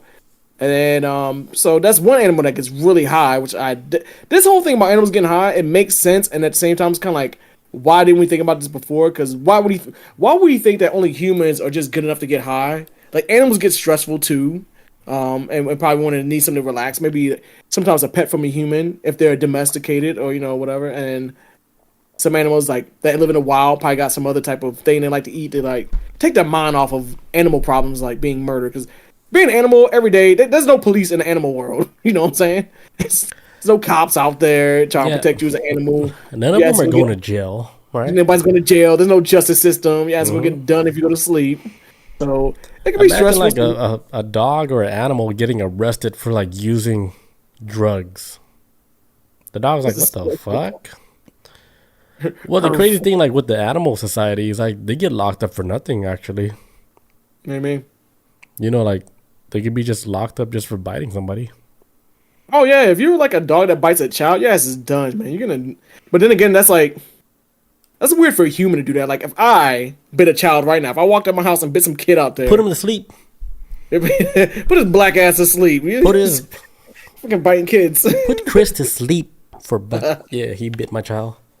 This little 3-year-old. Yeah, but another animal that gets super duper high is like wallabies. Wallabies get high off of like opium. The real drug. The real. That's like the real shit, man. They get okay. They parted like humans. They turn the fuck up. Yeah, they had noticed that wallabies would usually eat like a bunch of opioids if only their food source runs out, and they'll usually go to like a poppy field. And this is they said like in the country, for example, like of Tasmania, in the country of Tasmania, with the wallabies out there, when they got like food sources getting kind of short, out there poppy seeds grow like legally and free. Like you can like poppy seeds. There's like no regulations on the poppy seeds, poppy fields out there, and so the wallabies will go out there and just start eating the fuck out of it, and then they get mad high off of some real stuff. So that's that pharmaceutical shit. But another thing I found interesting too was that reindeers out in Eastern Europe eat these magic mushrooms. These mushrooms look as pretty as they probably are deadly to me because they look gorgeous when I saw them. But like these hallucinogenic and highly toxic amina. Is Amanita muscaria? Oh damn, you're good, dude! Holy shit, yes, my man. Guy. Yeah. Go, yeah, I know dude. what a mushroom that is. Yeah. Yes, it looks good, man. I like it. Like little crystals on top. Yeah, it's like a Mario mushroom. Yes, thank you. That's the best way to put it. Yeah, and they grow up in they grow in Eastern Europe, but the deer out there will eat it, and then they'll get dizzy and pass out. But then the Siberian natives in that area have figured out a way, like the people that live in the area have figured out a way, like, hey, we want to get high too, but they can't eat it because it's dangerous to humans. So what they do is, when deer eat it, they'll basically drink the urine of the deer and then get high off the deer. I heard about that. That's so crazy. You heard of that? Yeah, it's that's wild. Wow, yeah. And then they go and trip balls off of deer urine. That's so fucking see, like wild, the man. extent like humans go to escape this reality. Mm-hmm. Like you would wonder, like, hey, like how bad is this reality where humans will go to the extent of drinking a deer's urine, right? To escape from this reality. Because they're like, there has to be something more than this just mundane life that we're living, hunting, killing, eating. There has to be more to it. And then if people are drinking deer piss so they can escape from it, I don't know, man.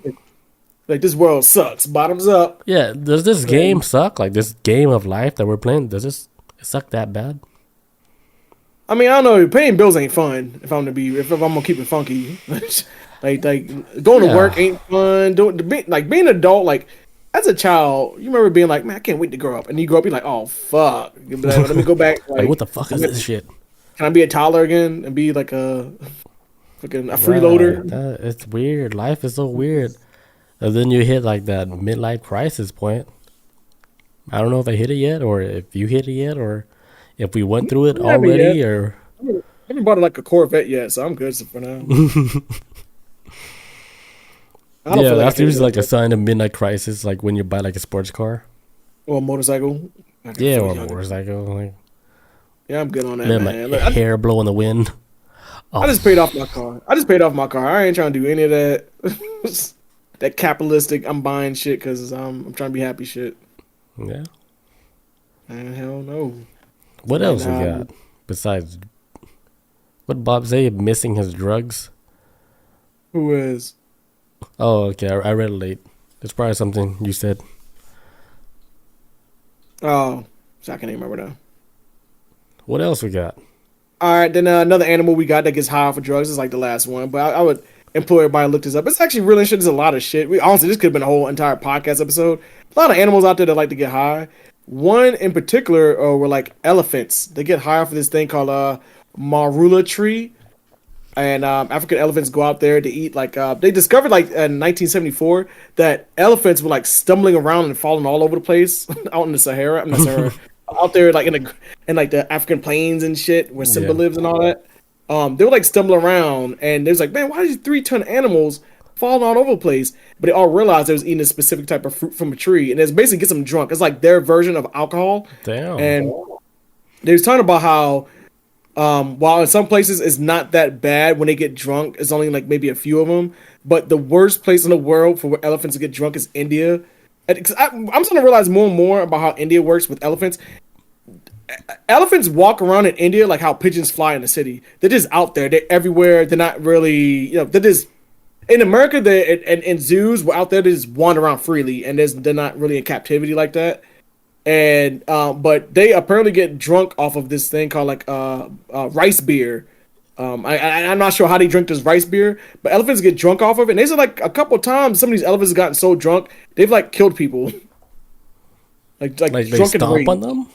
I guess, or be like, oh, well, you looking at that big guy, and then toss some dude to the fucking air. Like, I don't know. What's going on, little man? Like, size somebody up, and then. So, like, what country is this happening in? Well, that was in India. They're saying, like, when India, they have, like, this thing called rice beer. And it's somehow, I'm not even sure. I didn't really go too much research about this, but somehow these elephants are getting access to this alcohol in India. Because in Africa, they eat off the tree to get drunk. In India, they're drinking, like, off of rice beer, and they're getting drunk, and then. Yeah, it's the same thing like with Cambodians, like they make like this fermented like rice thing. Okay. Like it's like a purple rice, but it's actually like alcohol infused or something. I remember like my mom, she would make like I don't know, the rice was like it'd be like really purple, right? But when you smell it, it's like it smells like alcohol, but it's from like rice. Yeah, it's like a fermented like rice and Oh, Bob says fermented rice wine. Rice wine. I feel like, have I had that before? I feel like I have. Yeah. I've heard of it. I've heard of it. Maybe. Sure. But like what you're saying, like with the elephants drinking like this rice beer, like I'm thinking it's like a fermented white wine. And they're getting drunk off of that. And that makes sense. Yeah. I don't know how they got access to that, but somehow they're drinking it and then like they get into like drunken. Apparently they've gotten into drunken fights with humans and have killed humans. I'm pretty sure they kill a lot of humans. Like a drunk human being, a violent drunk human being is scary enough as it is. Imagine a drunk elephant trying to fight you. Yeah, I don't. Just push like shoulder checking you, push you in the shoulder. Like, you got it, Dumbo. You got it, man. Oh my God, put your foot down. No. With your big ass ears. Bob says, yeah, we eat the rice patty and get drunk. Is that a Cambodian thing? Wait, what? Yeah, I think Cambodians, like, they always try to find any way to get drunk all the time. I feel like there's a lot of societies like that, especially the ones that are, like, the most depressed. They're trying to just drown that shit out. Yeah. Well, but sounds about right. Moonshine. That's like in the South, moonshine. Like, that's... Bob says like a pudding shaped into a patty. Okay, so Bob sounds drunk right now. I don't know what she's talking about no more. Like pudding shaped into a patty. Like, are you talking about the drink? Like a pudding shaped into a patty. Yeah, chat. Wow. Yeah, I don't know if that's like for the listeners. Because we get more listeners. Okay, but this is what the chat is saying right now. About like not related.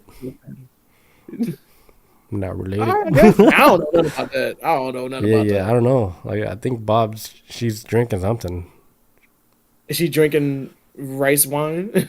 Yeah, some type of wine. I imagine she's at work too. Talking like that. Bob, hey. Hey, you ain't gonna blame us for this shit if you lose your job. You ain't blaming us. But yeah, that's it for the animals, drunk animals. I don't know. It was interesting. I think I saw a random video about it, and I was like, oh shit, this be good for the podcast. You got all these animals like drinking alcohol. Yeah, man. Fuck. I mean, I think that every animal with any type of like, I don't even know about insects for that show, but like actual animals with like some level of intelligence I'm always gonna look for a way to get high, and you probably get stressed out too. Yeah. If you're like a gnat, I highly doubt like a gnat goes to get high or a fly. A fly got like what 2 days to live. They're just trying to live and drop babies and Yeah, some make it too far. And they yeah. start like Sometimes going in and out of reality. Bob says, I am. You know what I'm talking about. Oh, she is drinking wine. oh, We're gonna take a quick break real quick, and when we come back, I'm gonna talk about Elon Musk. And we're back.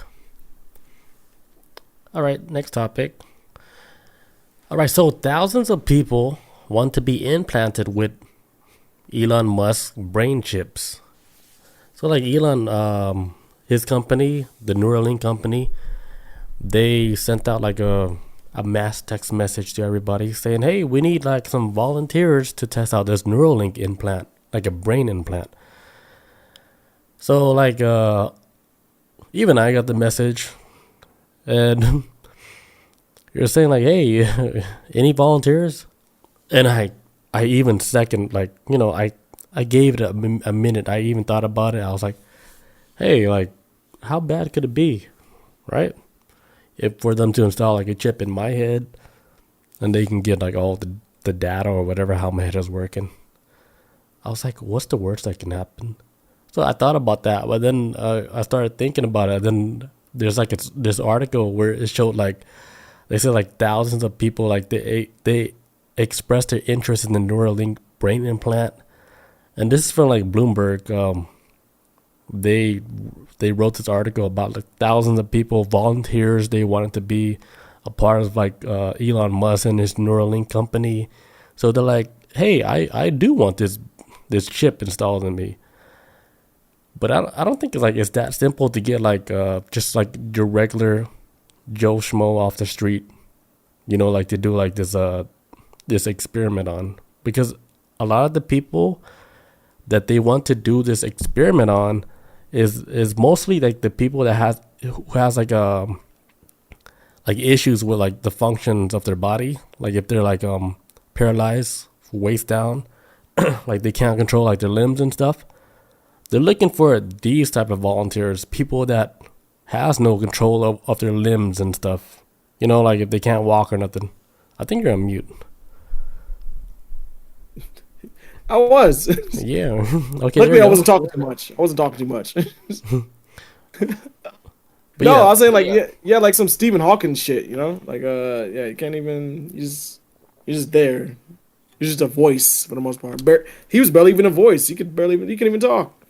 Yeah. So I can see Neuralink being that should be the candidates first and foremost. That's what I was saying too, and I think we talked about this a long time ago too. Like if Neuralink was supposed to help anybody, it would be like the people who are paralyzed. So like of May of 2023, Neuralink, they gained like FDA approval for the first human trials of brain implant technology.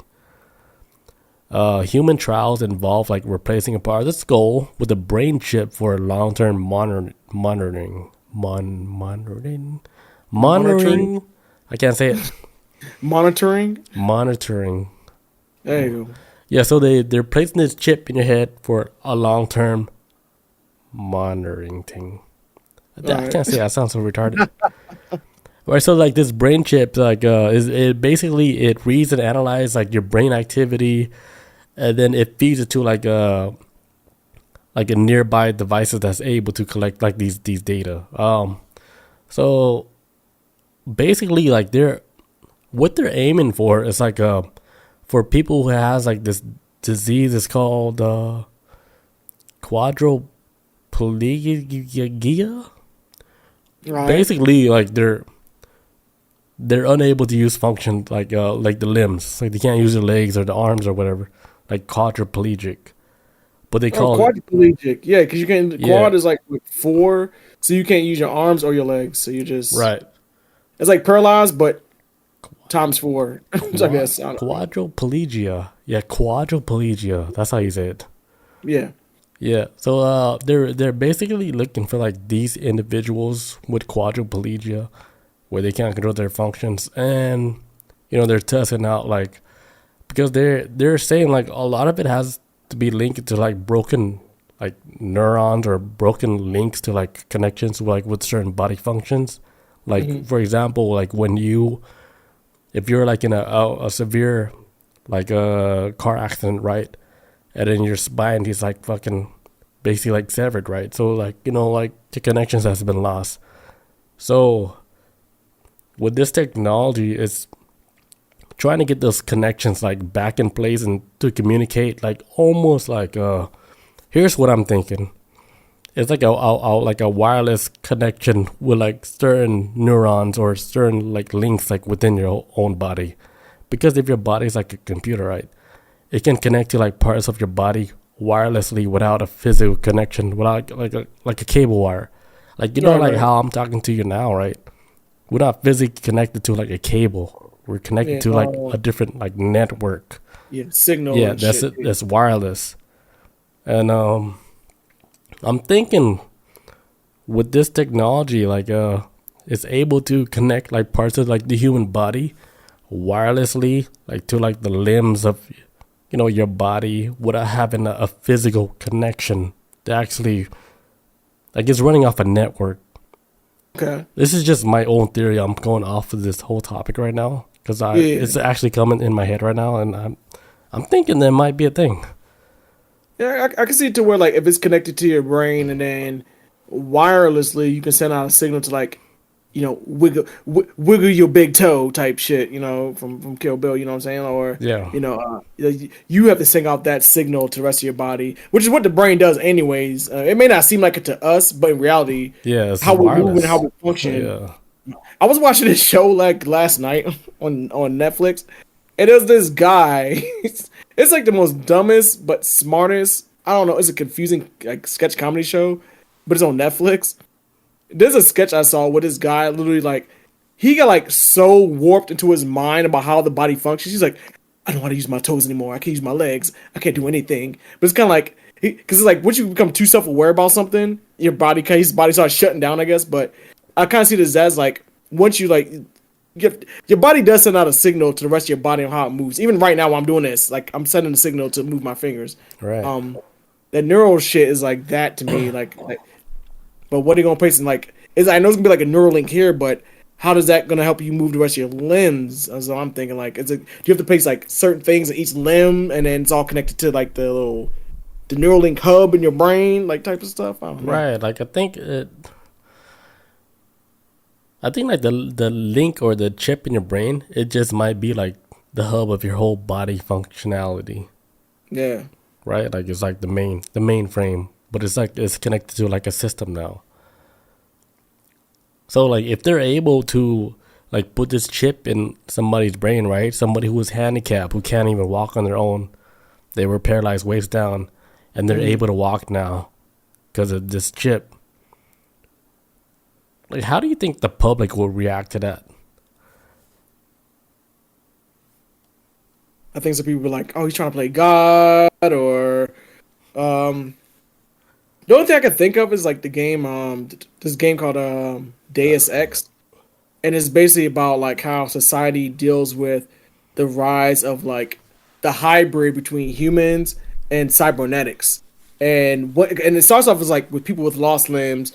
They're the first people that become like the basically like come like the baseline or the prototype to promote these cybernetic limbs. It's people with lost limbs, but over time, people start paying to like, hey, I want to get my arm cut off so I can have like a bionic arm or anything. It's kind of like that's when like the machine and human element kind of like now combine into one, and it deals with like at least the game itself deals with how the public and the government deals with the ethical level of how people are now starting to play gods with it. Like it's a tool at first to like actually help people with these disabilities, and eventually evolves to like cosmetic events, like these cosmetic surgeries that people want to get. Kind of like women getting BBLs right now. In the future, probably not. What is BBL? What's a BBL? A Brazilian butt lift. So chicks get the fake butts so and all casually. And they out there, man. It's a thing. It's I hear stories about this shit's rupturing and exploding in women's asses, and it's just like it's taking something like it's and I see what Deus Ex Machina, I'm sorry, not Deus Ex Machina, Deus Ex the game was talking about. Was like how, yeah, like when it comes to like things like Neuralink or cybernetics and all that, and it's being melded into humans. It's at first it's gonna start off as kind of like as a genuine thing to help out people with disabilities, and eventually it might evolve to like a cosmetic thing now, where like, yeah, I'm about to get this new chromed up arm and shit, this new chromed up leg, and da da da. Like it's not even just for helping people now, and I can see where like in the future, people are gonna start having complaints about that. Like, man, what the fuck? These dudes walking on robot legs, but they want to get their legs chopped off. That was by choice. Like they do that weird type of stuff in the game, and it's kind of like this is like happening. Yeah, like wearing like a prosthetic arm that's like, you know, robotically, like it looks enhanced. You know, aesthetically, like it looks like a super robot arm. I can see people saying like, oh, okay, I'm gonna chop my arm off because I want this robotic aesthetic arm, like that looks way more better. It's just like that. What's that movie? Like it was like, it's from like an anime series, but they made it into like a movie. Especially like with A. Battlefield Angel? No. Oh, Battle Angel or Battle Angel or some shit. Damn, I forgot the name. I saw it in the theater though. It was pretty epic. Who was in it? It was all like it was CGI, but it's really good CGI. And she's like a robot girl with arm. Yeah, that's Alina. Yeah, the anime is called. Yeah, the anime is called Battle Angel or some shit. Oh, Angel, okay. Yeah. It's based off of that. I never seen that original movie. name, but yeah, that's the one. Yeah, I used to watch the anime back in the day. I haven't seen the movie, but I heard the movie was good though. You didn't see the movie? No, but I used to watch anime. I know exactly holy shit. I didn't see the anime. Yeah. I saw the movie. I was like, holy shit. I was like, this anime has to be really good. Yeah, that does like a lot of these like Japanese cyberpunk stories, like Ghost in the Shell, Battle Angel, or Alita, which you was just talking about, and a lot of these animes dealt with like, hey, what happens in the near future where people, because we already shown already in society how far people will go to like do body modifications just to maybe either please themselves or like maybe on a level of where they may not, they know they feel insecure about themselves. Some people maybe want to be faster or stronger. If you start into bringing elements of cybernetic parts or whatever, like, is that unethical at this point? Because now you're taking because some people may say like you're taking the hands out of God at this point. You take your hands out of God and you're trying to recreate who you want to be, but that's not who you were meant to be. That's not how you originally came out to be. And so it's kind of like, I don't know, I can see for like maybe the religious people saying like, oh, this is disgusting. This is spit in God's face because you're just enhancing your body, but that's not who you're supposed to be. And yeah, they kind of deal with a lot of that shit, at least in a lot of these cyberpunk stories of the ethical level of cybernetics. And I can see this Neuralink going right in that same direction too, where I can see that, yeah. But I mean, fuck it. If it can help, if it can help disable people, shit, why not? Go for it. Right, like if I see that happen, I was like, oh shit, they're onto something. But it's a whole new world after that, I'm even fine, like, if we get to a point in time where people want cybernetic parts, I'm cool with that. Now, if crime starts rising because people got robot arms and punching holes in people's chests, then we got a problem. But, I mean, until we get to that point, yeah, I think we'll be dead by then. But I think we were born in a good timeline where we actually saw, like, the rise and fall of technology. Man, before it, after it, like, I don't think the fall of technology happened yet, but we're at the peak right now. We're at the peak. It's hitting a wall. Yeah, we're at the peak of this whole technology like run right now. And the only thing they can do is new. This is all new stuff. This is all. But the AI shit is like the new. That AI shit is crazy, dude. It's so crazy. There's so much more stuff I learned about it, and damn. It's coming at us quick, man. Every time I read something about AI, I'm like, ooh, I don't know if we need to pump the brakes or are we at the right time to be doing this? I don't know, but it's a whole new ball game. It's exposing a lot of stuff too. Yeah. Like with the whole system. They broke down the whole system easily. And it's just kind of scary, dude. It's only a matter of time before because it's in our pockets now. We can find out now. Yeah, it's already in our pocket. Because you're already starting to see stories about how, at least this one story I came across, I think I talked about on the show before, how this attorney who really didn't know how to like defend his client in a court case, use CPT chat to like assist him on how to defend his client in court.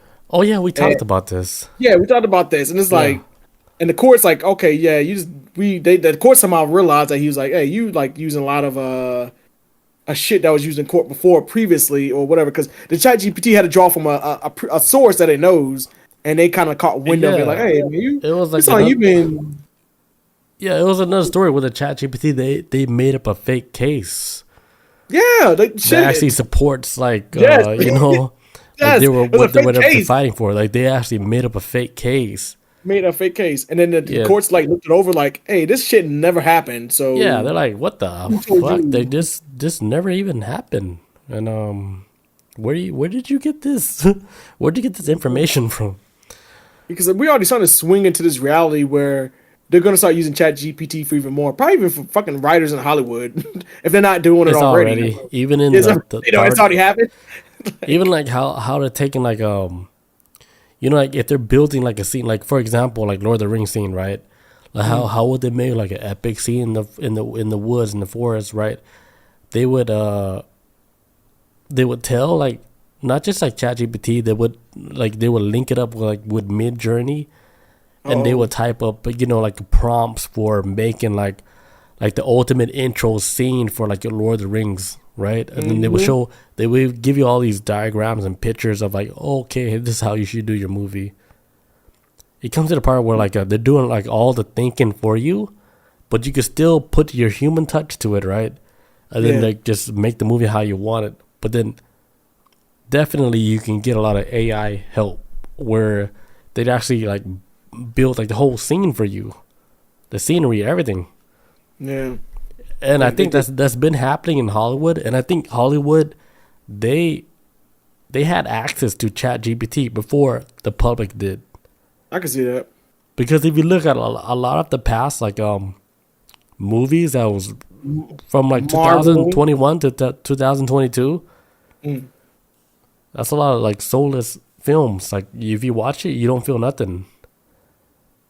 Like even I see even further back than this. I say if anybody was using Chat It might GPT be for the further through. movie, You're right, I think I think it might be Marvel. dude. Because There you Marvel started to go. hit this wall now where it's like all Marvel movies are like cookie cutter. I'm like, yeah. So I was wondering when we was gonna talk about this. It's the same type of story structure through all these Marvel movies, and people finally started to catch on to it. It's not working anymore, and I'm like, I've been using like AI this whole time. Like it worked back then. We weren't really knowledgeable on no Chat GPT shit, but now that we got knowledge of it, now I'm thinking of y'all been using Chat GPT this whole time to run the whole industry. Because nowadays, because these Marvel Right. movies have been bombing now, man. Yeah, does it They feel like plain? Like when you watch it, like it almost feels like robotic. Like the script wasn't written by somebody who has a soul. yeah, because like they Like you even can't say feel like it. yeah, because like with the Marvel movies, they don't want like a director who has like this big idea of how to film a movie. They want somebody who's gonna be a director. It's like, hey, we just need you to direct and film, and we control everything else. This is how this scene like. Because I heard like with Marvel, for years throughout the whole movies, they're like, hey, this is our last act. This big ass alien beam from the sky, Right. superhero has to fight it, destroy it, and then you have to build a story around that. And then the director's kind of like, okay, well, I have my own vision, and Disney will tell the directors, no, this is our vision for the ending of the movie. You need to build around how we're going to do ending. So whatever the ending of this movie is, you need to construct the movie to eventually lead us up to this ending. And it's been weird, man. It's been going on for years with Disney and Marvel, and it's kind of hitting this weird point where like the last movie Marvel just came out, fucking bomb. I'm like, see that they use them AIs, man. I don't know what the fuck Yeah, is too going on. much. There's no creativity anymore. We got another story. I might have like one. Do you have any more stories or? No, that was my Two. last story with the AI brain chips. I'm trying to think. I got like two stories I can talk about. One, let's talk about this board. Let's talk about this Board Ape and NFT event attendee report. Or yeah, Take yeah. one more break and then we can do that. All right, Be right back. let's go. Last topic for tonight. All right, let's talk about this Board Ape NFT event where people got fucking they got their eyes blinded out of their skulls by looking at an NFT screen. It's crazy. I don't know. I don't know what's going on. I haven't heard of NFT in a while, anyways. But yeah, this shit popped up in the news recently. Says several people reported this from The Verge. Several people have reported experiencing eye pain, vision problems, and sunburnt skin on Sunday after attending an Ape Fest, a Bored Ape Yacht Club NFT collection event in Hong Kong. That shit sounds rich as hell.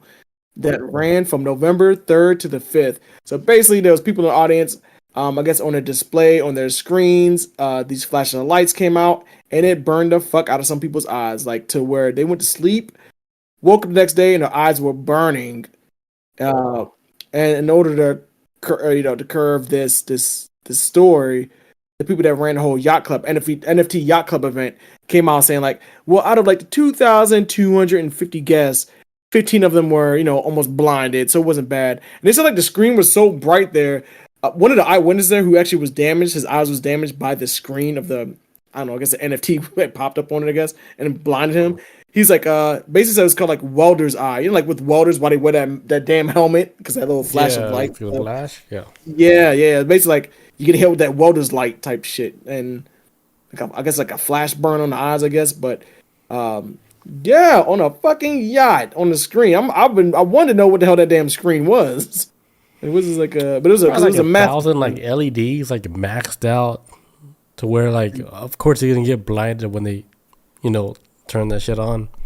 Yeah, because the picture I saw on the screen, it's massive. It's like a big ass movie screen, but probably with some, like you said, like some LED lights. Because if you look at it, of course, it's an NFT, and it's the Bored Ape NFTs, and like all individually on this big ass monitor. It looks like they would probably need like some brighter light to display like some of like the more standout colors to it and everything like that. But yeah, it did like a fucking flash burn with some people's eyes, and some people that was at the event shared it on Twitter. Some people's like, yeah, I got a doctor's note that had like I think they said like they had to pay $350 to get the eyes checked. All types of wild shit. But I don't know. It's very weird. I don't know. Very weird shit on a yacht or something. I'm like, what's this kind of like some James Bond shit? I don't know. Is this like recent? Like I can't remember the last time I heard like with the Bored Ape thing. That was a long time ago. This was November 6th. Holy shit. So I don't know if Bored Ape is one of the things. It's kind of like it's exclusive to like the upper class now, and it's not for the little people. Because I think it was always exclusive to like the people that can afford to buy like a Bored Ape, NFT. That Bored Ape shit went like straight downhill when you saw like was it Jimmy Fallon and somebody else? All these celebrities jumped on like, yeah, I got Bored Ape. Like it's kind of like when that corny ass motherfucking class, and not even so much towards Jimmy Fallon, just like towards celebrities. It was cooler when it was just like regular folks in on this, and then celebrities jumped in. It was like, okay, it's not cool anymore because of course y'all can afford to like get in on this shit, but yeah, it kind of like loses allure with this Bored Ape shit, the Bored Ape shit when celebrities can just easily walk up in there and then but they're paying like millions of dollars just for like one NFT. Yes, man, and this is a yacht party, man. Ain't no regular person on this damn yacht ship. So whoever got the eyes blinded was probably they had enough money to get the eyes fixed for the most part. I would assume. Yeah, they can afford to get some cybernetic eyes or some shit. It'll be all right. But yeah, that was it. That's it for the story. That was a random story I came across later. I was like, I'll talk about something. So they all got like blinded like from like this event. Yeah, well, they're saying I guess the Bored Ape people that ran like the NFT yacht or whatever the fuck it is, they said that, oh yeah, well, out of the 2,250 people that was there, only 15 got blinded. So, and for all we know, they could be lying about the amount of people that got injured by this bright ass screen. But they said like, well, only 15 people got injured. So it's like, well, less than 1% of people got injured. So it's not that big of a deal. But we'll fix it. So they're blowing it off. It's like, it's 15 people. For all we know, it might be serious. Yeah. Might be more people. I don't know. Maybe they're trying to scan people's brains. I don't know. I don't know what the fuck happened at that damn rich party, but. But that was it. That's it. I didn't even know they were still like alive like that. This dead. They're not even. Yeah, I don't know. That's why I was shocked by the story. I was like, what? I was like, let me guys talk about this dead. This. You know what's crazy? I applied to work with those guys. With Bored Ape? Yeah. What? I was like a 3D designer. Ooh, was they that doing emailed me? I emailed like my whole portfolio and everything. I was like, hey, let me help you build this shit. Hit me up, and they didn't say anything back. Yeah, this is like at the part where everything crashed too. Oh shit. Yeah, but I was trying to work with them. I knew everything they were doing. I remember he's doing the 3D stuff, man. I was like, holy Yeah, shit. I knew their whole network. I was like, I'm the dude. I was like, damn. You learned a lot of shit off of that too, man. That's just. I was I think impressed it's because like the whole office was like not cluttered. I was able to yeah. focus. It was cluttered free, feng shui. You had a goal in mind. Yeah, I was like, yeah, what do Yeah, they because call I it? remember. Tunnel syndrome or whatever. Yeah, because I remember that. Because I remember when you was doing it, I was like, God damn! I was like, I'm not like familiar with like how animation and 3D and all this other shit works, but I'm not no expert on it.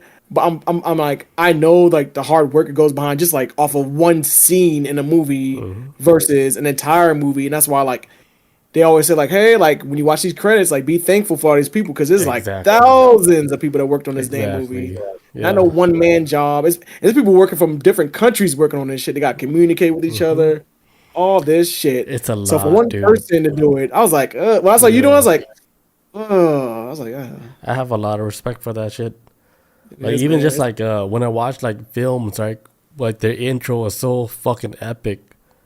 Right, just like the little short intro, I'm looking at like I'm imagining like the team behind it to make that intro. Like a Man, team. a I'm like team in one I was country. like that shit. I have a lot of respect for all of that. Yeah, that's when I watched that Spider-Man into the Spider-Verse movie, the last one that came out. Hmm. I was hearing stories about like how a lot of those people that was animating that movie dropped out because they weren't getting paid enough. They was getting overworked, and I was like, I'm not surprised because they do that shit in the gaming industry anyways too. The developers they wear these motherfuckers out. Yeah. They wear Yeah. these people to the bone. They're sleeping in the office, eating fries for dinner, like Yeah, cold because it fries. almost comes down to like, all right, I can replace you. Because Yeah, there's that's what there's gets me. there's another artist that's more hungry than you. I can Yeah, yeah. replace you easily.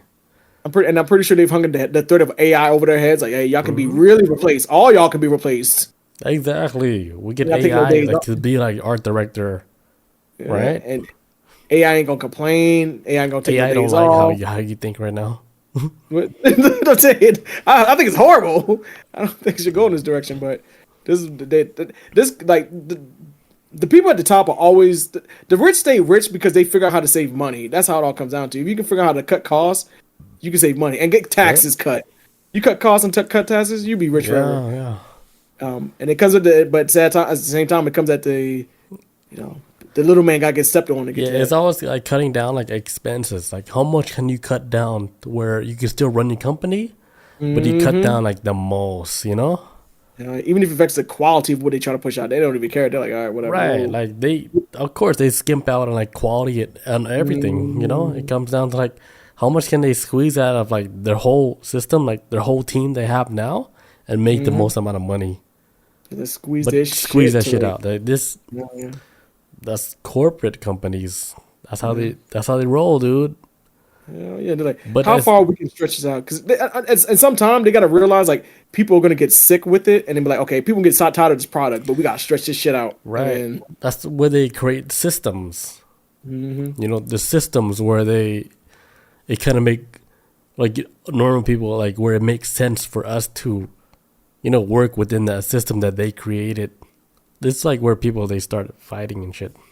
yeah, hell yeah, I keep on Bosses like fighting. AI CEO, yeah, yeah. It's Yeah. gonna come to the point where you're gonna have artificial intelligence being like actually like the main function of like a CEO position, If not right? Where already, the CEO is not even like a real person no more, straight but up. it's But running then, like the whole company because you're getting all your orders from like something that's like above you, right? But it happens to be like artificial intelligence. yeah, hell yeah. Is it like the game Metal Gear Solid, like how all the government, or like not all the governments, but if I remember correctly, there's like an AI program that runs like a lot of governments. It's like they get their advice from AI. Like they ain't like no like the AI is the Illuminati in Metal Gear Solid. That's the Wizard of Oz, if you will, of Right, like the right. governments. Like that's the one that's really pulling all the strings. It's all AI too doing it in Metal Gear Solid. So that's how I see it as not like now too. Like, how long has this AI been around? First of all, probably longer than we even expect, and they probably been getting advice to Yeah, countries on how to operate and Probably here, but way before us too. Hell yeah. Bob is saying there's a girl. A girl AI CEO for free. Yeah, What? chat wild tonight. Yeah, I don't know what you're talking about. I'm trying to decipher it. Chat's wild. But that was it for that story. That's the most recent story I ever heard about that shit. I was like, Bored Ape. I was like, what the fuck? I was like, this is Bored Ape. I haven't heard this name in a while. Yeah, I remember Justin Bieber buying one for like $2.3 million. Then it's not fun anymore. Kylie Jenner is buying one. Like she wanted like the pink Bored Ape one, right? From like a kid that bought that when it was really cheap. The kid's like, no, I'm not gonna sell it to you. But like looking like in hindsight, he should have sold that shit to her. Yeah, considering the way things went. Fuck yeah, because she was just trying to buy just to be in the loop, like to be in cool. the trend. Like, yeah. Hey guys, I'm hip. Like, no. Yeah, I got this pink Bored Ape monkey. Now it's just like some elitist group now. That's all it's become. It's become this elitist thing. Ain't even for the little man anymore. It's a fucking yacht party. Yeah, it's like a real yacht party. A yacht party burning out rich people's eyes. Hey, you know what? Whatever. Yeah, they stole a lot from the poor already. You're right. The people who invested in all that shit, they took all the money already. They stole it. I wouldn't say they stole it, but they tricked the poor into investing into something like that. And they took all the money. Yeah, they call it like a carpet sweep or some shit like that. Yeah, I think Matt Damon got sued for that shit, man. He had an NFT scandal. Matt Damon. Yeah, he had an NFT scandal. Some shit. He's like, I think he skated off. He's rich, so he ain't gonna go to jail. But he was caught up with some NFT scandal. Yeah. That shit, man. That's it for the night. That's it. I'm done. That was good. Yes. That was one glass of wine?